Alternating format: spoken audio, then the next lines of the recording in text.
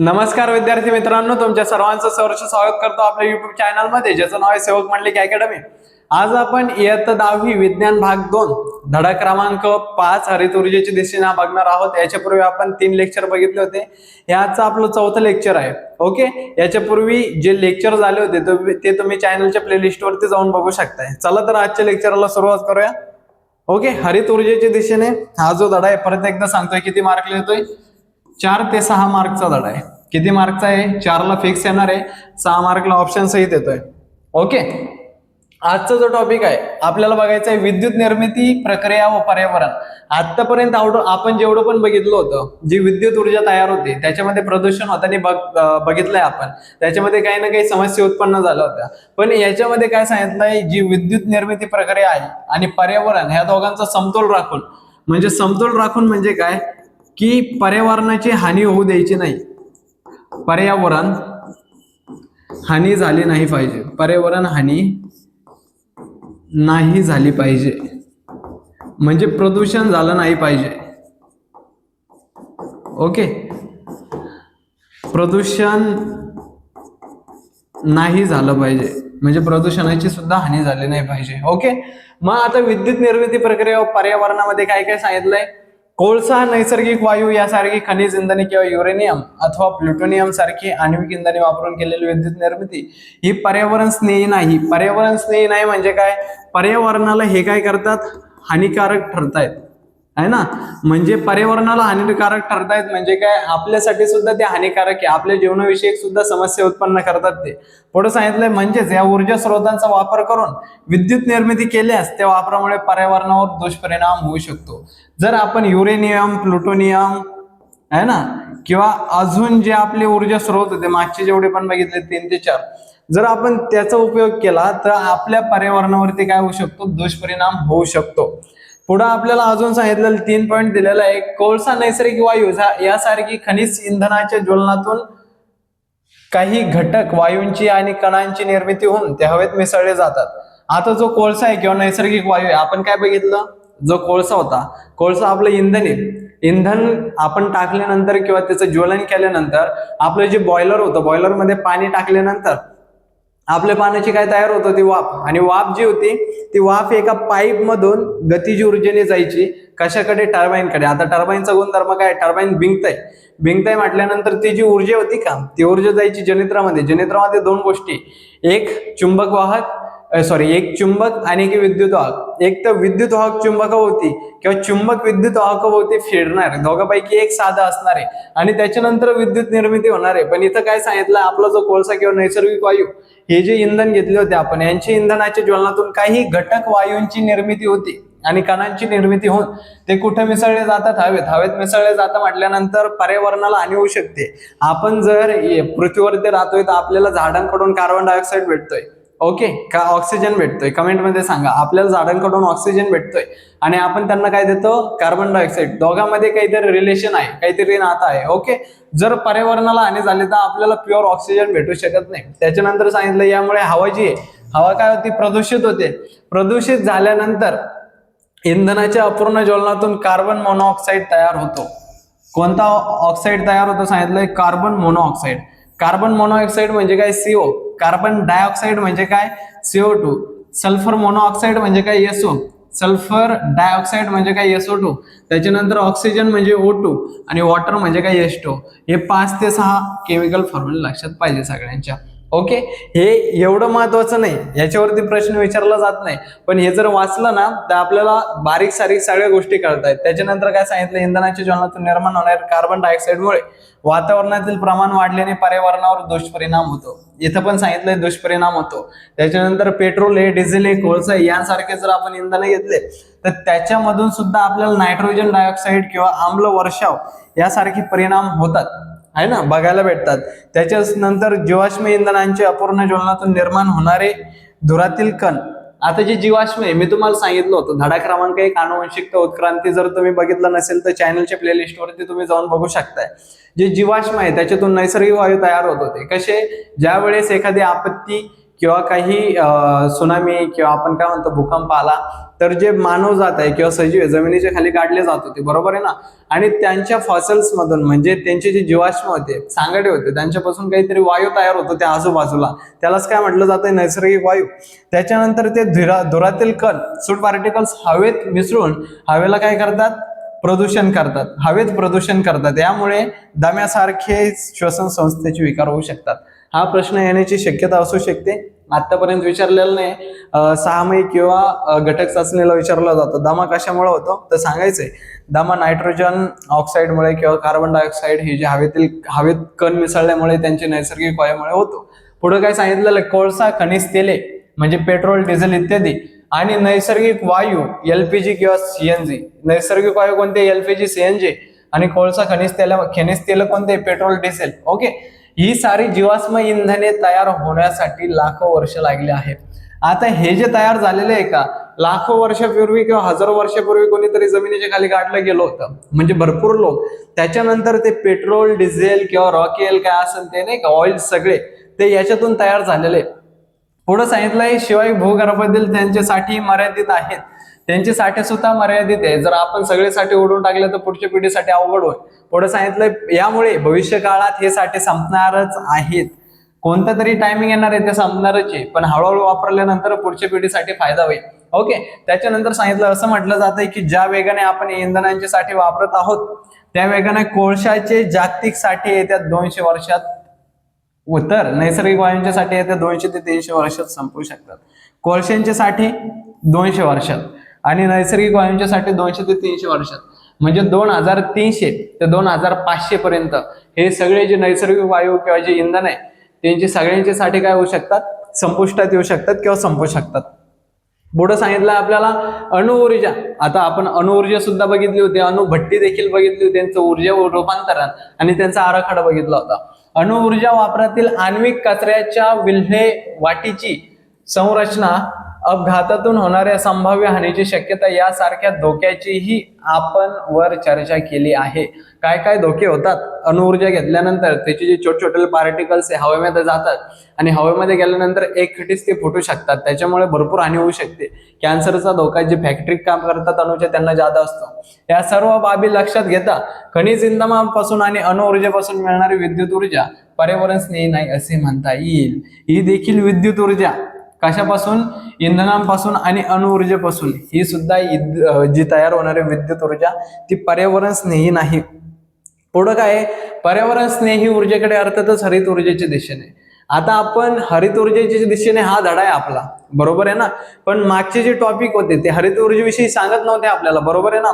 आपण कोळसा घ्यायचो, आपण इंधन घ्यायचो, आपण पाणी घ्यायचो, पाणी तर नैसर्गिक आहे, पण आपण अणुऊर्जा घ्यायचो, नैसर्गिक वायू घ्यायचो, सगळ्या गोष्टी घ्यायचो. ते काय हरित ऊर्जेच्या दिशेने नव्हता तो पार्ट, पण हा जो पार्ट आहे इथून पुढचा सगळा हरित ऊर्जेच्या दिशेने. त्याच्यामध्ये काय सांगितलंय, जलसाठ्यापासून विद्युत निर्मिती, पवन ऊर्जेपासून विद्युत निर्मिती, सौर ऊर्जेपासून विद्युत निर्मिती, जैविक इंधनांपासून विद्युत निर्मिती, हे सगळं किती गोष्टी सांगितले ते 1 2 त्याच्यानंतर काय, जल विद्युत निर्मिती, पवन ऊर्जेपासून 2 3 4, हे 4 चार्ट आपल्याला शिकायचे आहेत. ओके, चला जाऊयात पुढं. काय दिलंय पुढं, जलविद्युत निर्मिती आहे का नाही, जलविद्युत. मग जलविद्युत म्हणजे काय, पाण्यापासून जल आलंय ना, मग पाण्यापासून विद्युत निर्मिती कशी होती हे बघायचंय. वाहत्या पाण्यातील गतिज ऊर्जा अथवा साठवलेल्या पाण्यातील स्थितीज ऊर्जा हा ऊर्जेचा एक पारंपरिक स्रोत आहे. काय सांगितलंय, जे आपली वाहत्या पाण्यातील गतिज ऊर्जा, पाणी हळूच येतं का फास्ट येते, फास्ट गतिज ऊर्जा आहे. साठवलेल्या पाण्याची स्थितीज ऊर्जा, जी पण गोष्ट साठवून ठेवलेली आहे, स्टोअर करून ठेवलेलं आहे स्टॉक मध्ये, त्याला स्थितीज ऊर्जा म्हटलं जातं. इंग्लिश मध्ये त्याला पोटेन्शियल एनर्जी आणि गतिज ऊर्जेला कायनेटिक एनर्जी म्हटलं जात आहे. हा एक पारंपरिक स्रोत आहे, म्हणजे प्रत्येक नाही का आपण म्हणतो त्याला परंपरेने चालत आलेलं. म्हणजे काय, जर विद्युत ऊर्जा तयार करायची तर पाण्याचा साठा लागणारच आहे. पाण्याचा साठा कसा लागणार आहे, जोरात लागणार आहे, तो धरणामध्ये किंवा नदीमध्ये बघायला भेटतोय. आता हा पण चार्ट आपण कशाद्वारे, आपण प्रवाह तक्त्याद्वारे, हा पण टॉपिक कोणत्या तक्त्यांद्वारे, प्रवाह तक्त्यांद्वारे समजून घेणार आहोत. ओके, पहिल्यांदा काय घ्यायचं, इंधन, पाण्याचा स्थितीज ऊर्जा असलेला साठा. इंधन काय आपला, पाणी किंवा पाण्याचा साठा. ओके, पाण्याचा साठा घेतलाय. पाण्यावर चालणारे टर्बाईन, कोणते टर्बाईन आहे? पाणी टर्बाईन. ओके, वाफेवर चालणार बघितलं आपण, वायूवर चालणार बघितलं, त्याच्यानंतर काय पाण्यावरती चालणार सुद्धा बघितलं.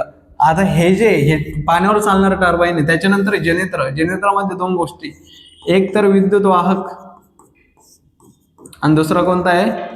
चुंबक. दोघांमधली क्रिया सांगायची. मागचे लेक्चर बघितलं असतील तर तुम्ही सांगू शकता. एक तर विद्युत वाहक चुंबक होती किंवा चुंबक विद्युत वाहक होते फिरणारे, आणि शेवटी कोणती ऊर्जा तयार होणार आहे? विद्युत ऊर्जा. परत एकदा, इंधन काय घेतलंय? पाणी. पाण्याचा साठा आहे, पाण्याचा साठा पाणी सोडलं ते टर्बाईनला जाऊन आदळणार आहे. टर्बाईन मध्ये काय आहे? टर्बाईन बिंगतंय. टर्बाईन बिंगल्यानंतर जनरेटरमध्ये ऊर्जा जाणार. ऊर्जा जनरेटरमध्ये एकदा का गेली, दोन गोष्टी चालणार. एक तर विद्युत वाहक सारखं राहणार एका ठिकाणी, चुंबक बिंगणार किंवा चुंबक साधा राहणार, म्हणजे एका जागेवरती स्थिर राहणार, आणि विद्युत वाहक काय होणार? त्याच्या भोवती बिंगणार, आणि त्याच्यानंतर आपल्याला विद्युत ऊर्जा बघायला भेटणार. आता हा जो तक्ता होता हा कशाचा होता? जलविद्युत केंद्रातील विविध टप्पे. आता याचं बघायचं ऊर्जा रूपांतरण. आता पाणी जे होतं ते पाणी साठलेलं होतं, बरोबर आहे ना? साठलेलं पाणी म्हणजे काय? कोणतीही गोष्ट साठली तर त्याला कोणती ऊर्जा म्हणतो आपण? स्थितीज ऊर्जा. पाणी आता फास्ट मध्ये जात आहे म्हणजे कोणती ऊर्जा आहे? गतीज ऊर्जा. टर्बाईनला जाऊन धडकतंय. टर्बाईन छोटी गोष्ट नाही, टर्बाईन मोठमोठ्या कंपनीमध्ये मोठमोठं असतं. आता धरणाचं पाणी जाणार म्हटल्यानंतर टर्बाईन कसं आहे? एकदम मोठं आहे. मग टर्बाईन मध्ये कोणती ऊर्जा आहे? गतीज ऊर्जा आहे. आणि शेवटी कोणती ऊर्जा तयार होती? विद्युत ऊर्जा. पहिली कोणती आहे? स्थितीज ऊर्जा, दुसरी आहे गतीज ऊर्जा, त्याच्यानंतर गतीज ऊर्जा, आणि शेवटी विद्युत ऊर्जा तयार होताना आपल्याला बघायला भेटते. जर तुम्ही नीट बघितलं तर हे स्थितीज ऊर्जा, याचा स्क्रीनशॉट घेऊ शकता, एवढं लिहिण्याची गरज नाही. स्थितीज ऊर्जा, त्याच्यानंतर कोणती ऊर्जा? गतीज ऊर्जा, त्याच्यानंतर गतीज ऊर्जा, आणि शेवटी आपल्याला विद्युत ऊर्जा बघायला भेटते. कोणती ऊर्जा तयार होते? विद्युत ऊर्जा. हे सगळ्यांचं तुम्ही स्क्रीनशॉट घ्यायचा आहे. ओके, कारण की ह्या फॉर्म मध्ये जरी लिहिलं तरी पण चालतंय, आहे ना? फक्त पाणी पाणी नाव लिहिलं तरी पण चालतंय. पाणी पाणी म्हणजे काय? पाण्यातील स्थितीज ऊर्जा, पाण्यातील गतीज ऊर्जा, पाण्यातील टर्बाईन मधील गतीज ऊर्जा, आणि शेवटी कोणती ऊर्जा तयार होते? विद्युत ऊर्जा. मी थोडं बाजूला होतोय, याचा तुम्ही स्क्रीनशॉट घेऊ शकताय.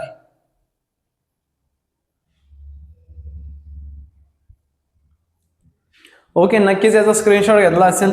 पुढे जाऊयात आपण. पुढे काय सांगितलं आपल्याला? जलविद्युत केंद्राचा आराखडा. आता हा जो आराखडा आहे कोणत्या केंद्राचा आहे? जलविद्युत निर्मिती कशी होती आपण बघितलं. जलविद्युत ऊर्जेमध्ये इंधन काय घेतलं होतं? टर्बाईन कसं विंगलं? जनरेटरमध्ये काय झालं? ऊर्जा रूपांतरण, स्थितीज ऊर्जा, गतीज ऊर्जा कशी चालू झाली, विद्युत ऊर्जा कशी. आता याच्यामध्ये काय सांगितलं आपल्याला? विद्युत ऊर्जा कशी तयार होते? हा जो दिलेला आहे हा धरणाचा आराखडा आहे. याच्यापासून ऊर्जा ह्या टॉवर मध्ये कशी ट्रान्सफर होणार या पॉवर हाऊस मधून, हे आपल्याला बघायचं आहे. ओके, चला. मग आता इथं काय दिलंय? हे जे दिलंय हा जो आहे हा धरणाचा फोटो आहे. हे काय आहे? धरण आहे का नाही? मग हा जो धरण आहे, मी थोडं बाजूला होतो, कदाचित माझं तोंड दिसणार नाही, पण हे समजून घ्या. हे जे धरण आहे ना, धरणात पाणी, ओके, ज्यावेळेस धरणाचं पाणी, ही जी पातळी आहे का, एक ठराविक पातळी, त्याच्या वरती जाणार आहे, त्यावेळेस इथलचा जो दरवाजा आहे का, त्याला आपण झडप म्हटलं जातं. झडप कशाची असते? दरवाजाची, आहे ना? कशाची झडप असते? दरवाजाची. ही झडप म्हणजे ही जी धरणाची भिंत आहे याच्यामध्ये एक झडप ठेवलेली, ही जी झडप आहे का दरवाजाची, ती काय होणार आहे? ओपन होणार आहे. एकदा का ही ओपन झाली, आता इथं पाणी आहे, पाणी काय होणार आहे? पाणी इथून जाणार आहे, पाणी तयार होणार आहे. एक नळ म्हणजे आपण पाईप ठेवणार आहे तिथं. ओके, मग ही झडप उघडल्यानंतर हा पाणी काय होणार आहे? पाण्याचा प्रवाह इकडून जाणार आहे. आता हा पाण्याचा प्रवाह गेल्यानंतर हे जे दिलेलं आहे पिवळ्या कलरचं, याला काय म्हटलं जात आहे? टर्बाईन. हे काय? टर्बाईन. टर्बाईनची खासियत काय? बघा, इथं ब्लेड पण दिलेले आहे छोटे छोटे. ओके, हा, टर्बाईनची खासियत काय आहे? टर्बाईन बिंगतंय. आता टर्बाईन बिंगल्यानंतर, टर्बाईन बिंगते इथं खाली थोडी ऊर्जा जाणार आहे, टर्बाईनच्या वरती जनरेटर दिलेलं आहे. हे टर्बाईन आहे, इथून काही पाईप दिलेले असणार आहे का नाही, शॉकेट्स लावलेले असणार. त्याच्यानंतर हे जे दिलेलं आहे का, हे दिलंय आपलं जनरेटर. ओके, जनरेटरचा उपयोग काय? जनरेटरमध्ये दोन गोष्टी पटापटा कमेंट मध्ये सांगायचंय. विद्युत वाहक चुंबकाभोवती किंवा चुंबक विद्युत वाहकाभोवती फिरतोय. तुम्ही जेवढे पण कमेंट टाकताय तेवढ्या मी वाचतोय. ओके, एवढं लक्षात ठेवा, म्हणून कमेंट करायचं विसरू नका. जर तुम्हाला कोणता टॉपिक अजून डिटेलिंग मध्ये शिकायचा आहे तर तो वन शॉट मध्ये कव्हर करण्याचा मी प्रयत्न करेन. त्याच्यासाठी तुम्ही कमेंट टाकू शकताय. काय समजलंय काय नाही समजलंय, जे पण नाही समजलं ते कमेंटमध्ये टाका. ज्यावेळेस मी वन शॉट लेक्चर घेणार आहे त्यावेळेस मी तुम्हाला नक्की ते पूर्णपणे समजून सांगणार आहे. ओके, काय केलं आपण, धरणाची भिंत, धरणाची झडप उघडली, दरवाजा उघडला, पाणी खाली आलं, टर्बाईनला जाऊन आदळलं, टर्बाईन बिंगलं. टर्बाईन बिंगल्यानंतर काय आहे, जनित्रामध्ये ऊर्जा गेली. ओके, ऊर्जा जनित्रामध्ये गेल्यानंतर दोन गोष्टी चालणार, एक तर विद्युत वाहक चुंबकाभोवती किंवा चुंबक विद्युत वाहकाभोवती, आणि शेवटी आपल्याला जी ऊर्जा आहे ही वायरच्या फॉर्म मध्ये बघायला भेटणार, टॉवरच्या फॉर्म मध्ये. आता आपल्याकडे जी ऊर्जा येते ती पवन चक्कीपासून येते, बरोबर आहे ना, हरित ऊर्जा येते. ओके, हे समजलंय. पुढं आता याच्या काहीतरी फायदे असतात, काही तोटे असतात. इथं काय सांगितलंय, जलविद्युत केंद्रात कुठल्याही प्रकारचे इंधनाचे ज्वलन होत नाही. जलविद्युत केंद्र जे म्हणजे पाण्यापासून, त्याच्यामध्ये आपण ज्वलन केलंय का किंवा आपण काही आग लावली का, आगीचा औष्णिक ऊर्जेचा काहीही संबंध आलेला नाही. म्हणजे याच्यातून जे प्रदूषण आहे ते अजिबात होणार नाही. ओके, त्याच्यानंतर काय सांगितलं आपल्याला पुढं, हे जे परंतु मोठ्या धरणामुळे होणारे लोकांचे विस्थापन, तसेच त्यामुळे पाण्याखाली जाणारी जंगली सुपीक जमीन, पाण्यातील सजीव सृष्टीवर होणारा विपरीत परिणाम, यामुळे जलविद्युत केंद्रे ही पर्यावरण स्नेही आहेत किंवा नाहीत हा नेहमीच वादाचा मुद्दा ठरलाय. आता धरण जर गावाच्या कडेला असलं तर धरणातून पाणी निघणार म्हणजे निघणार. धरण फुल झाल्यानंतर पाणी बाजूला लिकेज होतंय म्हणजे बाजूच्या गावामध्ये जात आहे. मग धरणाच्या पाण्यामुळे गाव सुद्धा नष्ट होऊ शकतात, जनजीवन विस्कळीत होऊ शकतं असं सांगितलंय. मग हा वादाचा मुद्दा आहे. एक ते असू पण शकतंय म्हणजे पर्यावरण स्नेही किंवा पर्यावरण स्नेही असू पण शकत नाही. पण जलविद्युत केंद्र जर लिमिटेड पाणी असलं धरणामध्ये तर आपण जलविद्युत केंद्र चालवू शकतोय. म्हणजे फायद्याचं पण आहे आणि तोट्याचं पण आहे.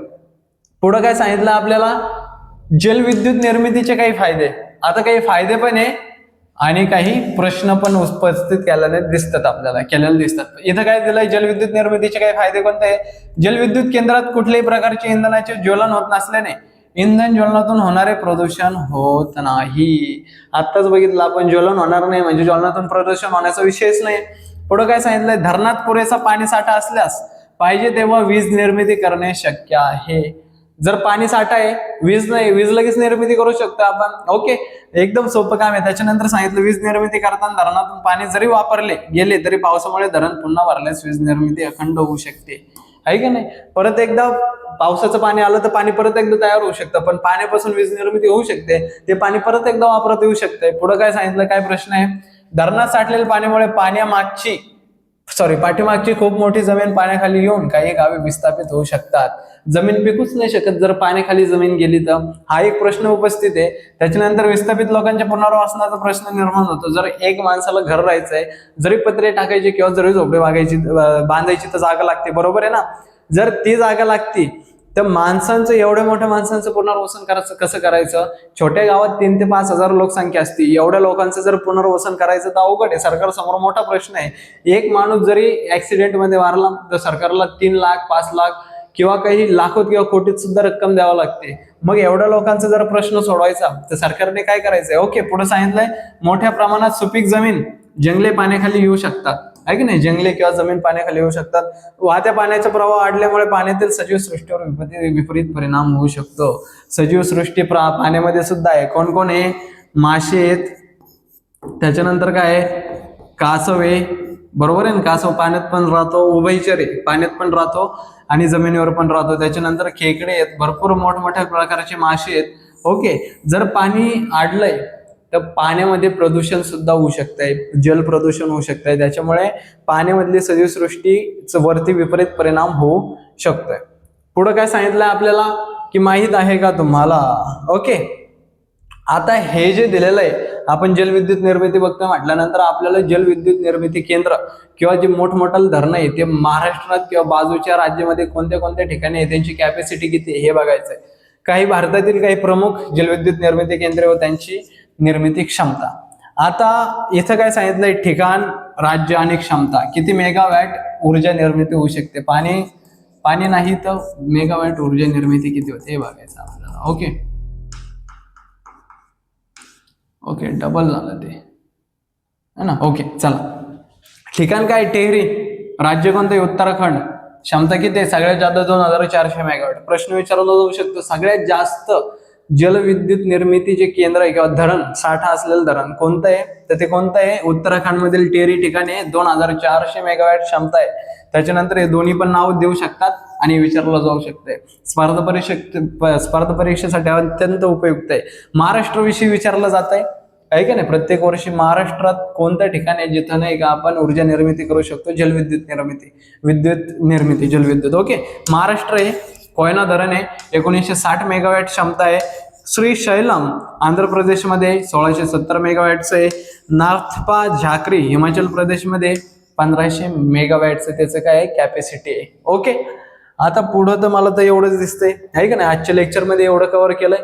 परत एकदा सांगतो मी काय काय नाही म्हणजे तुम्हाला समजा. आता हे जे एका विद्युत निर्मिती प्रक्रिया पर्यावरण इथं बघायचं आपल्याला. पर्यावरणामध्ये मागचे जे घटक शिकलोत आपण विद्युत ऊर्जा निर्मिती तयार करण्याचे, त्याच्यापासून काय काय समस्या होत्या, काय काय फायदे होते, काय काय तोटे होते आपण बघितलेलं. त्यांचा आराखडा, त्यांचं ऊर्जा रूपांतरण, त्याच्यामध्ये ऊर्जा कशी तयार होते हे सगळं आपण बघितलं होतं. प्रवाह तक्ते आणि हे त्याच्याविषयी हे पर्यावरण स्नेही हे का नाही, म्हणजे पर्यावरण स्नेही आहे किंवा नाही. त्याच्यानंतर आपले जे साठे आहेत इंधनाचे किंवा कोळशांचे 200 ते 300 वर्षात नष्ट होऊ शकतात हे आपल्याला सांगितलेलं आहे. पर्यावरण स्नेही ऊर्जेकडे अर्थातच हरित ऊर्जेच्या दिशेने वाटचाल म्हणजे जल साठ्यातून विद्युत ऊर्जा, पवन ऊर्जेपासून विद्युत ऊर्जा, त्याच्यानंतर सौर ऊर्जेपासून विद्युत ऊर्जा, जैविक इंधनापासून विद्युत ऊर्जा, हे सगळं आपल्याला बघायचं आहे. काही मार्गाने विद्युत निर्मिती होऊ शकते आहे ना, हे शिकवलंय मी तुम्हाला.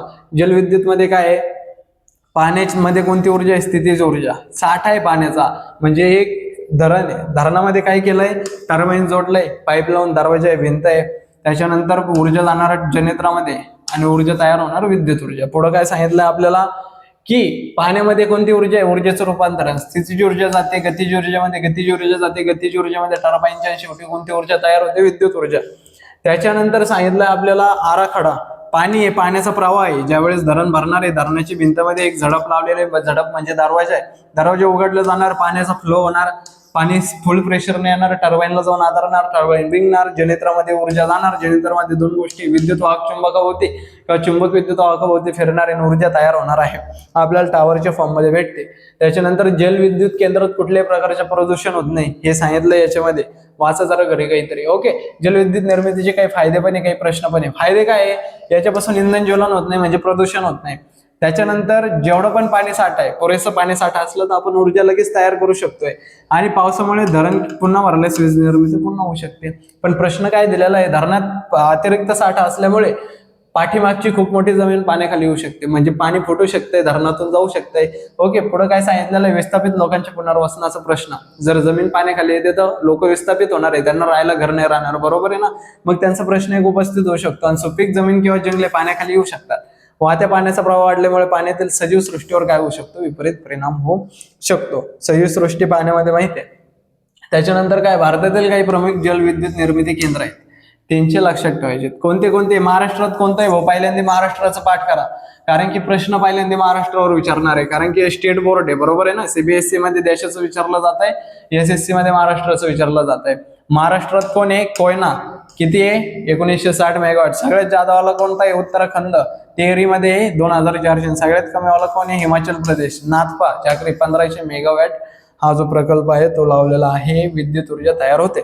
चला, नक्कीच तुम्हाला समजलं असेल. तुमच्यापैकी अनेक मुलं आहे ज्यांना पहिल्या याच्यात समजत नाही, तर आपले पहिले व्हिडिओ ठेवलेले आहे युट्यूबवरती, युट्यूबच्या प्लेलिस्ट तयार केलेले आहे, त्याच्यावरती तुम्ही जाऊन बघू शकता. जर तुम्ही चॅनलवरती नवीन आहात तर चॅनलला सबस्क्राईब करा, लाईक करा. जर तुम्हाला समजलं नाही तर कमेंट करा. नक्कीच वन शॉट मध्ये ते कव्हर करण्याचा प्रयत्न करूया. चला तर थांबूयात. धन्यवाद.